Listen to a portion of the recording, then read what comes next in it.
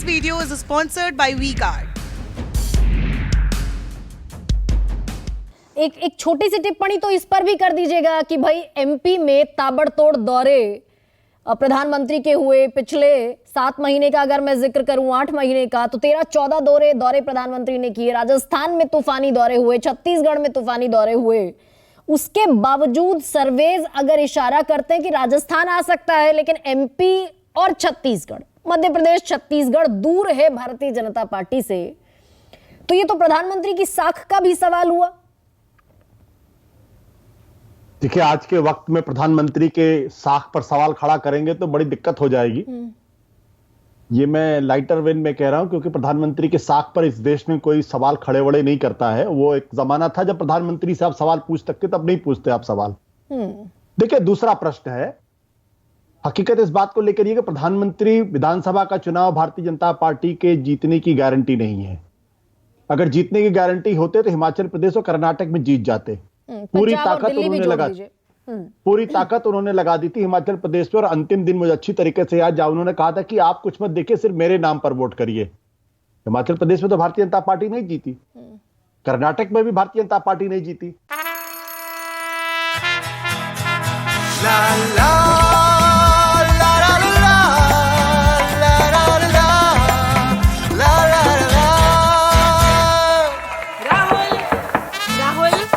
तन के साथ मन को जगाओ वी-गार्ड वाटर हीटर्स के संग। वी-गार्ड। तो जिस भी राज्य में विपक्षी पार्टियां, विपक्ष के नेता मजबूती के साथ चुनाव लड़ रहे हैं, वहां पर भारतीय जनता पार्टी को दिक्कत होती है। आप दिल्ली का उदाहरण ले लीजिए। दिल्ली के अंदर प्रधानमंत्री ने क्या क्या नहीं कहा था आम आदमी पार्टी को। इनकी जगह तो जंगल में है, ये तो AK-47 है, ये तो नक्सली है। लेकिन दिल्ली के लोगों ने 70 में से 67 सीट आम आदमी पार्टी को 2015 में दे दी थी, जबकि उस वक्त नरेंद्र मोदी का जो प्रताप था वो आसमान छू रहा था। 2020 में जब विधानसभा का चुनाव हुआ तो आम आदमी पार्टी को 62 सीटें मिली। पश्चिम बंगाल में पूरी ताकत लगा दी, पूरी एक जैसे एक इन्वेडिंग आर्मी होती उस तरीके से वहां अटैक किया, लेकिन वहां भारतीय जनता पार्टी की सरकार तो नहीं बनी। और जहां जहां विपक्षी पार्टियां कमजोर तरीके से लड़ रही, जैसे आप उदाहरण ले लीजिए गुजरात का, या फिर उदाहरण लीजिए उत्तराखंड का या यूपी का, तो वहां फिर उनकी सरकार, फिर वहां भारतीय जनता पार्टी कामयाब होती है। इसलिए मुझे लगता है कि इस बार मध्य प्रदेश के अंदर, राजस्थान में, छत्तीसगढ़ के अंदर कांग्रेस पार्टी मजबूती के साथ चुनाव लड़ रही। नतीजा कुछ भी हो, लेकिन कोई ये डिसाइसिवली आज कहने की स्थिति में नहीं है कि मध्य प्रदेश के अंदर भारतीय जनता पार्टी की सरकार बनने वाली है। कुछ लोग जरूर कह रहे हैं कि राजस्थान के अंदर भारतीय जनता पार्टी की सरकार बनने वाली है। ये मैं भी ये मानता हूं कि राजस्थान के अंदर भारतीय जनता पार्टी को एज है। छत्तीसगढ़ के अंदर तो कोई नहीं कहता कि वहां भारतीय जनता पार्टी की सरकार बनने वाली है। ये भी जरा समझाएं आशुतोष कि छत्तीसगढ़ में भी भूपेश बघेल 5 साल से सरकार चला रहे हैं, और राजस्थान में भी अशोक गहलोत 5 साल से सरकार चला रहे हैं। तो जो समीकरण छत्तीसगढ़ में कांग्रेस के फेवर में जाते हैं, राजस्थान में ऐसा क्या है कि वो अगेंस्ट चले जाते हैं? देखिए, मुझे लगता है छत्तीसगढ़ और राजस्थान का जो राजनीतिक मिजाज है वो काफी बदला हुआ है। भूपेश बघेल के पहले 15 साल लगातार भारतीय जनता पार्टी की सरकार वहां थी, रमन सिंह लगातार मुख्यमंत्री थे। इसका मतलब यह कि वहां के जो लोग हैं वो एक किसी राजनीतिक दल को, एक किसी नेता को लंबे समय तक उनका परीक्षण करते हैं, और अमूमन उनके अंदर वो असंतोष पैदा नहीं होता जल्दी।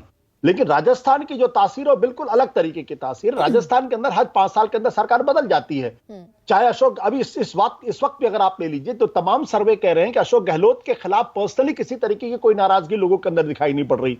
लेकिन फिर भी जो सर्वे आ रहे हैं, और जो मेरा भी अपना अनुमान है कि भारतीय जनता पार्टी वहां पे उसको एज मिला हुआ है। तो हर राज्य की अपनी एक राजनीतिक तासीर होती है, और उस तासीर, उसका एक मिजाज होता है, उसके हिसाब से वो वोट करता है। अब आप देखिए, दिल्ली के अंदर लगातार 15 साल तक शीला दीक्षित मुख्यमंत्री थी। खुद महाराष्ट्र के अंदर अगर आप देखिए तो लगातार 15 साल तक वहां पे कांग्रेस और एनसीपी की सरकार थी।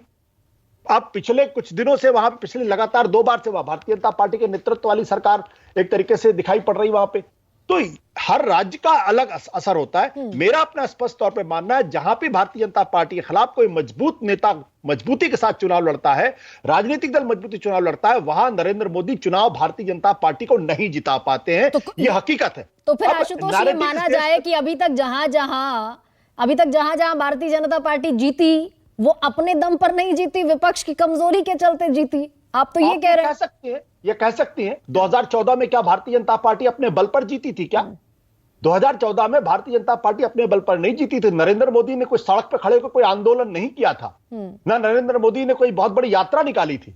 2014 के अंदर जो लोगों ने वोट दिया था, वो वोट दिया था कांग्रेस पार्टी को हटाने के लिए, जिस तरीके भ्रष्टाचार के आरोप लगाए थे। और 2019 का भी जब ऑब्जेक्टिव एनालिसिस होगा, तब ये समझ में आएगा कि क्या बालाकोट की घटना का कितना कंट्रीब्यूशन उसमें था कि 300 से ज्यादा सीटें आई उसको लेके। हकीकत यह है कि इस देश के अंदर नरेंद्र मोदी कुछ भी कहते तो मास्टर स्ट्रोक हो जाता है। अब ये जो मास्टर स्ट्रोक वाली जो नई पत्रकारिता आई है ना, इसको समझने की जरूरत है कि विपक्ष कुछ भी कहता है उसको हमेशा डिस्क्रेडिट करने वाला जो नैरेटिव मीडिया में बनाने की कोशिश सुबह से शाम तक होती, चाहे अखबार हो या टेलीविजन चैनल्स हो, उस पर भी नजर रखनी चाहिए। हम अक्सर विपक्ष को बहुत आलोचना कर देते हैं कि विपक्ष तो नाकारा है। तो मेरा तर्क यह कि 1952 से लेके 2014 तक क्या विपक्ष पूरी तरीके से नाकारा था? क्या अटल बिहारी वाजपेयी बहुत ही खराब नेता थे? क्या लाल कृष्ण आडवाणी बड़े खराब नेता थे? लगातार एक के बाद एक चुनाव हारते रहे। अटल बिहारी वाजपेयी तो 3-3 जगह से लोकसभा का चुनाव लड़े थे और 2 जगह चुनाव हार गए थे। तो क्या बेकार? इस बार सूरत अलग होगी आशुतोष, इस बार सूरत अलग होगी, और क्योंकि विपक्ष मजबूती से चुनाव लड़ रहा है। This video is sponsored by WeGuard.